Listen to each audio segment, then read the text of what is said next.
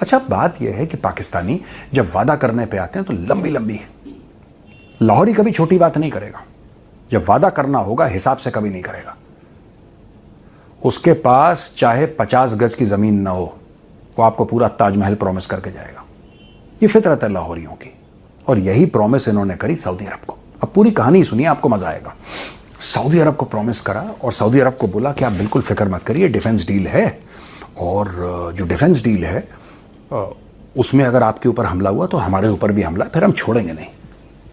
और साहब क्यों नहीं छोड़ेंगे? क्योंकि यार आखिर मक्का मदीना तो सऊदी अरब में और हम मुसलमान हैं। छोटी बात है, सऊदी अरब की सरजमीन पे अगर कोई हमला कर दे फिर तो साहब ये हमारी रेड लाइन है, और ये फलाना red line. Pakistanis love using this phrase red, उनको बड़ा मजा आता है, पता नहीं क्यों, हर चीज उनकी रेड लाइन हो जाती है पाकिस्तानियों की। अब हुई स्टोरी क्या कि ईरान ने हमला किया। अब क्योंकि इनका ईरान के साथ बॉर्डर मिलता है और ईरान के बड़े क्लोज रिलेशनशिप हैं, बड़े राब्ते हैं चाइना के साथ। पाकिस्तान के कई बाप हैं, उन बापों में से एक चाइना भी है। जैसे अमेरिका, कल की एक वीडियो में ये बगैरत ये कह रहा था कि पाकिस्तान ने चाइना को भी धोखा दे दिया। पाकिस्तान वो वाहिद मुल्क है जो अपने इर्द गिर्द हर एक मुल्क को धोखा देता है। हालांकि इस वक्त पाकिस्तान के चीन हो, अमेरिका हो, पाकिस्तान के पड़ोसी हों, उन सब के साथ बड़े बेहतरीन ताल्लुकात हैं। मैं आगे चलकर आपको सबूत दिखाता हूँ, एक एक चीज़ इस लानती के मुंह पर इसी के मीडिया के थ्रू आपको बताऊंगा। ये कह रहा है ना कि पाकिस्तान ईरान को धोखा दे रहा है, फलाने को धोखा दे रहा है, झूठ बोल रहे हैं। ज़रा सुनते जाइए इसकी, फिर मैं आपको दिखाता हूँ। एक बाप है, सऊदी अरब एक बाप है, यूएई एक बाप है, तो इनके कई पापा हैं। हालांकि ऑफिशियली खुद ये जाकर इजराइल में इसका पापा नरेंद्र मोदी इजराइल को फादरलैंड बताकर आए, और हमें ये ताने मारते हैं कि तुम्हारे बाप है। पाकिस्तानी किसी लीडर ने कभी जाकर सऊदिया को ये नहीं कहा कि तुम हमारे फादरलैंड हो। चीन को या अमेरिका को जाकर ये नहीं कहा कि फादरलैंड हो, तुम्हारा तो खुद जाकर फादरलैंड कह के आया। पाकिस्तानियों के तो एक पापा जो इनका बड़ा इंपॉर्टेंट पापा है वो चाइना है।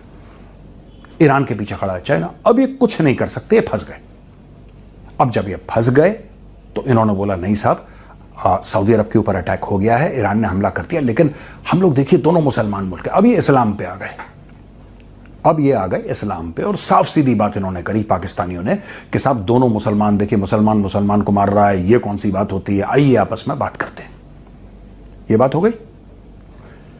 बीच में पाकिस्तान को दी गई चाबी, और वो चाबी दी डोनाल्ड ट्रंप ने, और पाकिस्तान ने बोला कि नहीं साहब यहां पे बड़े बड़े लोग आएंगे पाकिस्तान में और शांति वार्ता होगी।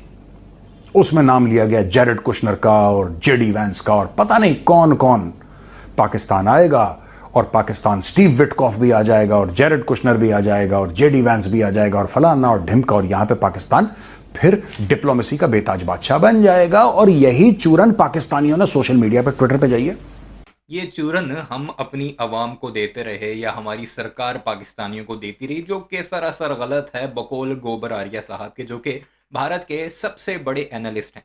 अब मैं आपको कल जो मीडिया पर दुनिया भर में चलता रहा वो थोड़ा सा दिखा देता हूं, ताकि इस लांती के मुंह पर मजीद फटकार पड़ सके। जो ये कह रहा है ना कि पाकिस्तान कहां पर है, खुद इनका अपना मीडिया क्या स्टोरियां चलाता रहा, ये जरा मुलाहिजा कीजिए। ये व्योन है, भारत का एक जाना माना जरीदा है। वो लिखता है, what is Islamabad accord, report claims US Iran receive 45 day cease fire proposal. कल की ये न्यूज़ है, और नीचे उसने पूरे का पूरा इस्लामाबाद अकॉर्ड की डिटेल दे रखी है। मैं आपको थोड़ी थोड़ी बताऊंगा, अगर आपने देखना है तो आप इनकी वेबसाइट पर जाकर ये पूरी स्टोरी पढ़ सकते हैं, ताकि आपका टाइम ज़ाया ना हो। अब आते हैं रॉयटर्स, पाकिस्तान का नहीं है, गोरों का एक अखबार है। वो लिखता है, Iran US receive plan to end hostilities, immediate ceasefire, source says. नीचे उसने डिटेल में इस्लामाबाद अकॉर्ड का लिखा है कि पाकिस्तान क्या कुछ करता रहा, वो कुछ इस तरह है। मैं आपको पढ़ के सुना देता हूँ। The source told Reuters Pakistan army chief Field Marshal Asim Munir has been on contact all night long with US Vice President J.D. Vance, Special Envoy Steve Witkoff, and Iranian Foreign Minister Abbas Araghchi. Under the proposal, a ceasefire would take effect immediately, reopening the Strait of Hormuz within 15 to 20 days to finalize a broader settlement. यानी पाकिस्तान ने दोनों को, या अफ्रीकी के 15 से 20 दिन का सीज फायर करो, और उसके बीच में तमाम के तमाम अपने मसले हल करो, including state of Hormuz. The deal, tentatively dubbed the Islamabad Accord, would include a regional framework for the strait with final in-person talk in Islamabad. यानी ये डील जो है, इसे इस्लामाबाद अकॉर्ड का नाम दिया गया, जिसमें फील्ड मार्शल ने दोनों तरफ बात की। ऐसा नहीं है कि किसी एक तरफ बात की या अमेरिका की तरफ बात की, अब्बास अरागची के साथ भी पाकिस्तान इन कांटेक्ट रहा और सबसे अहम बात, डोनाल्ड ट्रंप ने जो अपनी आखिरी प्रेस कॉन्फ्रेंस आज ही सुबह सुबह की है उसमें उसने इस बात का जिक्र भी किया है कि कुछ फ्रेंडली कंट्रीज बड़ी अच्छी बातचीत करवा रहे हैं और उम्मीद करते हैं कि ये मुआहदा हो जाएगा।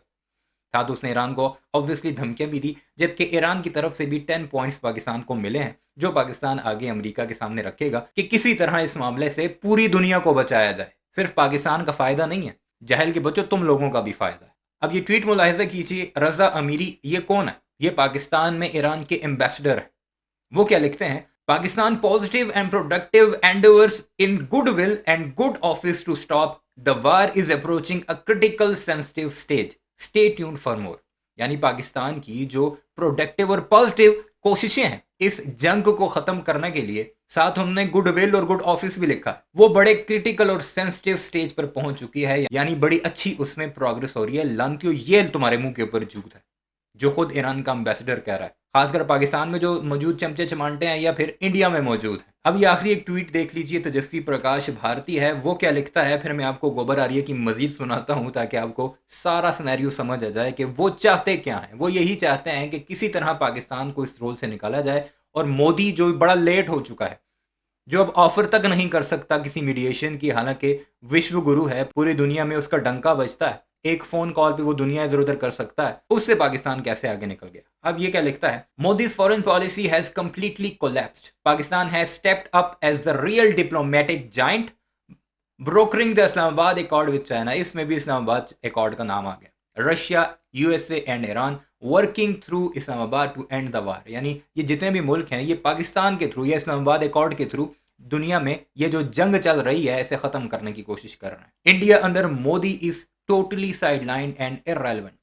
यानी मोदी के अंदर जो इंडिया है वो बिल्कुल साइडलाइन हो चुका है। We desperately need a visionary leader like Rahul Gandhi who actually understand the diplomacy and puts India interest first, not just empty photo ops. यानी सिर्फ फोटो सेशन नहीं करता, राहुल गांधी को होना चाहिए जो इस सेंसिटिव मुद्दे खासकर डिप्लोमेसी को अच्छे तरीके से समझता है। मोदी को दफा करो जल्दी जल्दी। मोदी तो गोबर आर्य का बाप है, उसे कैसे हटाएं? और इजराइल गोबर आर्य के बाप का बाप है, यानी गोबर आर्य का दादा है, मोदी का बाप है, क्योंकि इसने फादरलैंड कहा था। बहरहाल अब सुनते हैं गोबर आर्य साहब मजीद क्या कुछ इरशादात फरमा रहे हैं सारी टॉक को लेकर। हर एक पाकिस्तानी क्लेम कर रहा है कि नाउ पाकिस्तान हैज अराइव्ड।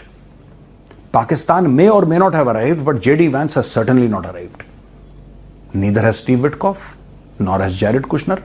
जिन लोगों की खबरें देखकर ये आपको बता रहा है ना कि ये नहीं आ रहे, उन्हीं न्यूज़ जरीदों ने, CNN ने, वॉल स्ट्रीट जर्नल ने ये खबर भी दी है कि पाकिस्तान में ये जाना चाह रहे थे 2 दफ़ा, लेकिन ईरान का पॉजिटिव रिस्पांस नहीं आया, इस वजह से ये रुक गए। जब भी कोई पॉजिटिव रिस्पांस आएगा तो ये लोग वहाँ पर जाएंगे। और वैसे भी अगर पाकिस्तान में आते हैं या नहीं आते, दुनिया भर की हेडलाइंस में इस्लामाबाद अकॉर्ड और पाकिस्तान का नाम आ चुका है, और यही डिप्लोमेसी में सबसे बड़ी कामयाबी होती है। ये लोग गए कहां पे? ये लोग पाकिस्तान क्यों नहीं आए? फिर पाकिस्तान ने बोला कि नहीं, शांति वार्ता तो होगी, तो उन्होंने 2-3 देशों को बुलाया। एक सऊदी अरब को बुलाया जिसके ऊपर मिसाइल गिर रही है, एक इजिप्ट को बुलाया। इजिप्ट को बुलाया तो साहब इजिप्ट का तो कोई लेना देना नहीं है इस लड़ाई से, इजिप्ट के ऊपर तो कोई मिसाइल नहीं गिर रही। तो बोला नहीं साहब इजिप्ट भी आएगा। फिर बोला तुर्की भी आएगा, तुर्की का भी कोई लेना देना नहीं। चलिए, अब क्या हुआ कि उधर एक और देश इन्होंने बुलाया था और वो देश था ईरान। खबर यह मिली कि ईरान गया नहीं। अब लोग कह रहे थे पता नहीं क्या हुआ, ईरान नहीं, उनको कुछ खतरा है, बिजी हैं, लड़ाई चल रही है इसलिए नहीं आया, शांति वार्ता ईरान शायद सीरियसली नहीं ले रहा। धीरे से फिर बात आती है CNN के एक इंटरव्यू के द्वारा, और वो बात क्या होती है, बड़ी खतरनाक। आप जरा एक छोटी सी क्लिप देखिए। People in Iran actually say that the whole purpose of trying to organize a meeting between Americans and Iranians in Islamabad is to smoke out the Iranians out of their hiding places so they can kill them. देख लिया दोस्तों आपने clip में, ये जो आदमी है ना, ये कह रहा है कि साहब ईरानियों को ये डाउट था कि पाकिस्तानी इनवाइट करेंगे, और जैसे ही हम लोग पहुंचेंगे पाकिस्तान के अंदर इस्लामाबाद, पाकिस्तानी हमें मरवा देंगे। ये कोई सहाफ़ी है, कोई तजिए निगार है, उसका क्लिप किसने सुनाया? चले, इसने सुना दिया तो हम भी आपको एक क्लिप भारत के मीडिया से सुना देते हैं, जहां पर भी अमेरिका का ये एक तजिए निगार बैठा है। वॉइस ऑफ अमेरिका का, व्हाइट हाउस का क्रॉसपॉन्डेंट है वो, ज़रा सुनते हैं उसकी वो क्या कुछ कहता है। वो इंग्लिश में है, जिन लोगों को समझ नहीं आएगी तो मैं कोशिश करूँगा कि हल्की-फुल्की ट्रांसलेशन भी कर दूँ। छोटा-सा एक क्लिप देख लेते हैं वो भी, क्योंकि गोबर आरिया को एक चुल उठी है ना कि इसने 4 दिन पहले की एक वीडियो दिखाई हुई है, वो बताता हूँ मैं। So are you saying that there is Pakistan is playing the role of a mediator? Is there any truth to that, or is Pakistan simply trying in a way to make itself relevant? Do you believe that Pakistan is seen to be a potential mediator along with Turkey and Egypt? That's the buzz that we're getting. The buzz definitely is that Asim Munir is a very key player, and that Donald Trump really trusts him. They have met at Asim Munir is very key player and Donald Trump trust him.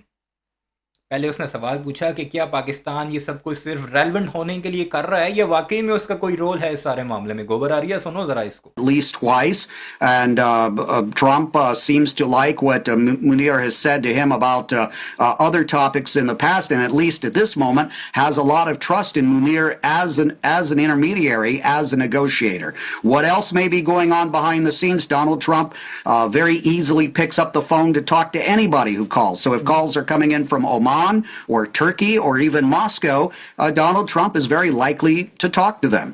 सुन लिया आपने, ये भारत का media है, India today, सबसे बड़ा media house India today, और उसमें ये बात कर रहा है वॉइस ऑफ अमेरिका का वाइट हाउस का करस्पॉन्डेंट, ब्यूरो चीफ। और गोबर आरिया क्या कुछ कह रहा है वो भी आपने सुन लिया। बहरहाल ये हालात हो चुके हैं जी इस वक्त हमारे भारतीयों के कि उन्हें समझ नहीं आ रही कि जाएं तो जाएं कहाँ, करें तो करें क्या। अपनी राय का इज़हार ज़रूर कीजिएगा। चैनल को सब्सक्राइब नहीं किया तो ऐसी वीडियोस के लिए उससे भी ज़रूर सब्सक्राइब कीजिएगा।